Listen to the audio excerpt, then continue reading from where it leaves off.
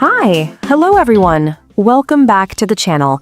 We're really happy you're here with us today. Hello, friends. It feels good to be here again, talking, learning, and sharing English together. For anyone who's new here, I'm Emma. And I'm Jack. On this channel, we help you learn real, everyday English, the kind people actually use in daily life. Yes, not textbook English, not boring English, but natural English you can feel and use.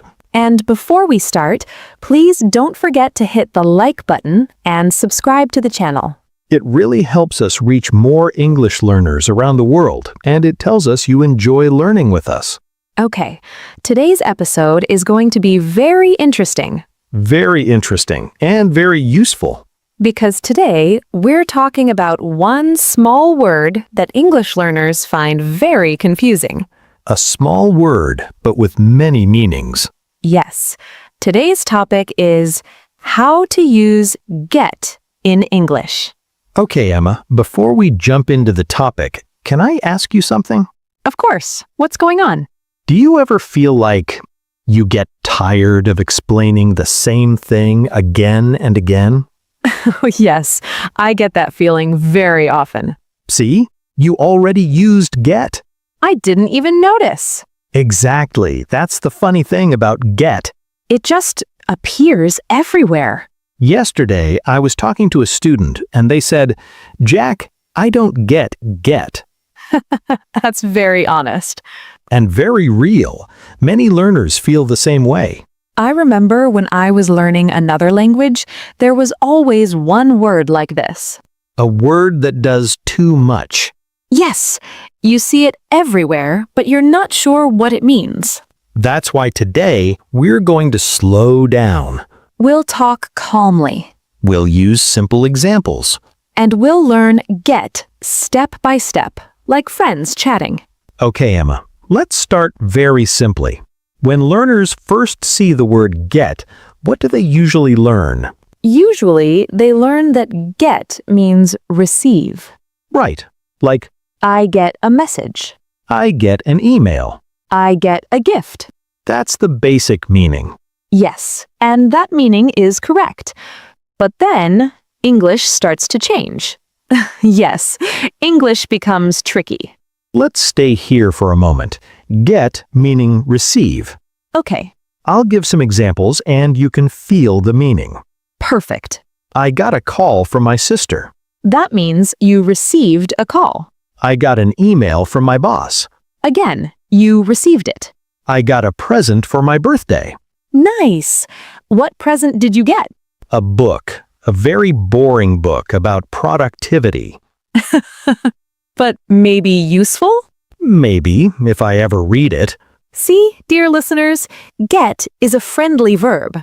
Native speakers use get more than receive, Yes, receive sounds more formal. like emails or official letters. But in daily conversation, people say get. Now, this is where learners start to feel confused. Yes, because get doesn't mean receive anymore. Now get means become. For example, I get tired after work. That means you become tired. I get angry when I'm hungry. Very honest. I get nervous before speaking. That's very common. So here, get is about change. Yes, a change in feeling, a change in situation. You are not tired, then you get tired. You are calm, then you get nervous. This is very important for beginners. Because English uses get to talk about life changes. Emma, let's talk about feelings. I love that. Because learners want to express feelings. Yes, emotions are part of real English. So we say, I get sad sometimes. I get happy when I listen to music. I get excited about new plans. And also, I get confused easily. I get stressed at work. I get bored on Sundays. All of these are natural. Very natural and very useful. Emma, when do you usually get tired? I get tired when I don't sleep well. Same here. I also get tired after long meetings. Do you get tired of social media? Oh, yes. I get tired of scrolling and scrolling. See, listeners, that's another use.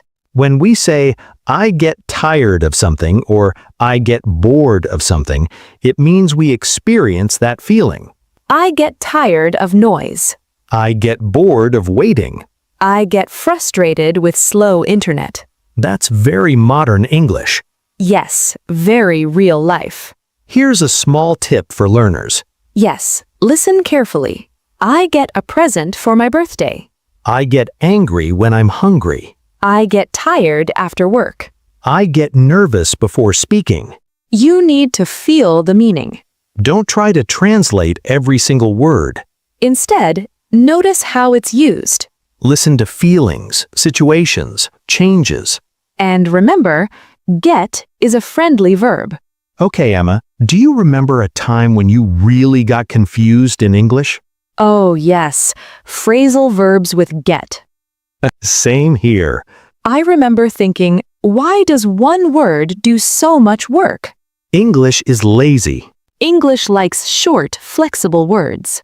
That's why get is everywhere. So today, we talked about get as receive, get as become, and get as feel or experience.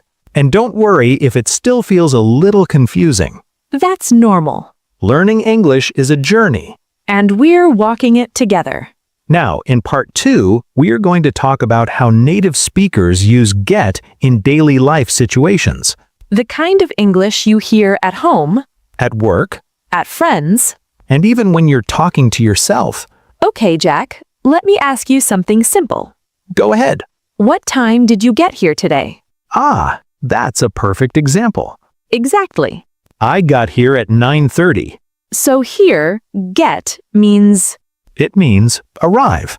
yes, Not receive, not become, but arrive. and this is very common in spoken English. People say, "What time did you get home?" Did you get to work on time?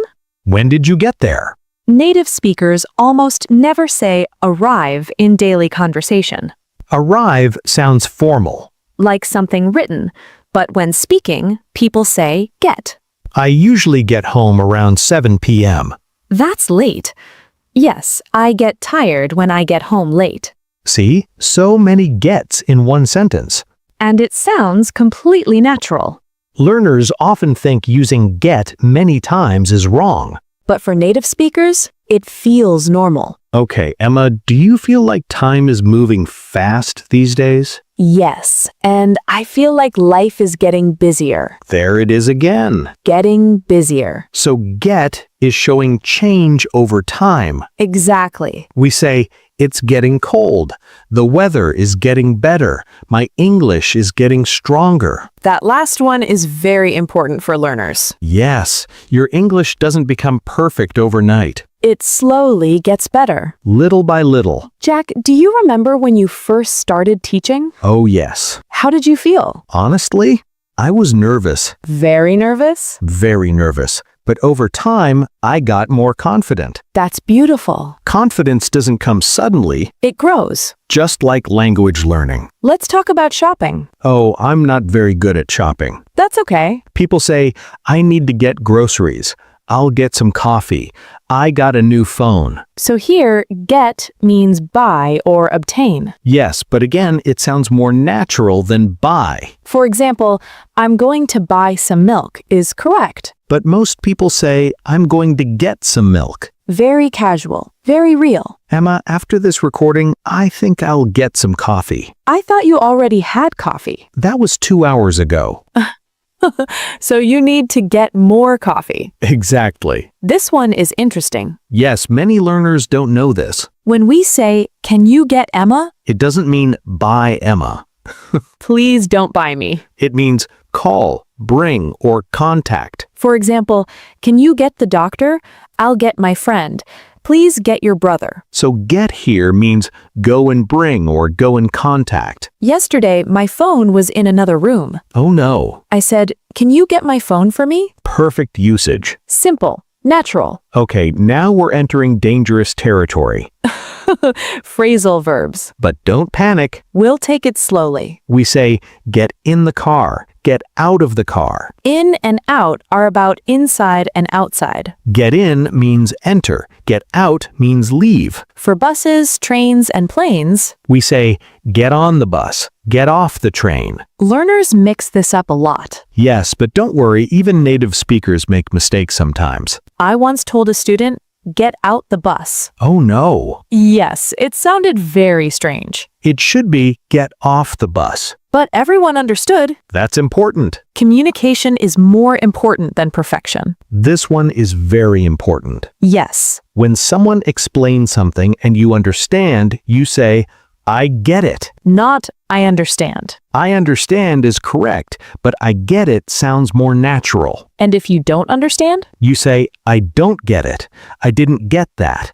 Can you explain again? I don't get it. Very useful for learners. Emma, sometimes learners feel shy to say, I don't get it. Yes, but they shouldn't. Not understanding is part of learning. Every time you say, I don't get it, you're actually getting closer to understanding. That's a beautiful way to say it. If you're listening right now and thinking, this is a lot, That's okay. take a breath. You're doing great. You don't need to use all of these today. Just notice them Listen for get in movies, in podcasts. in daily conversations. Emma, I feel like this episode is really helping. Me too.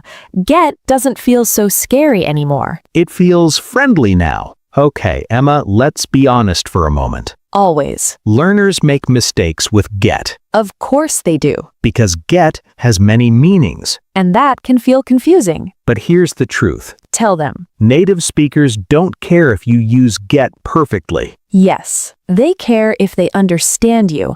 Many learners stop speaking because they think too much. They think, is this get correct? Should I say take? Should I say receive? And then silence. But real English doesn't work like that. Real English is fast, emotional, imperfect, Sometimes messy. and that's okay. A learner once said to me, I get very confusing. Ah, yes. Grammatically, it should be, I get confused. But did you understand him? Immediately. That's the point. So don't stop speaking just because of small mistakes. Let's talk honestly. Native speakers use get because it's easy. They don't analyze grammar. They feel the sentence. For example, when something bad happens, they say, I get it. or I get so tired of this. Or, I just can't get motivated today. Notice something? They're talking about feelings. That's why get is powerful.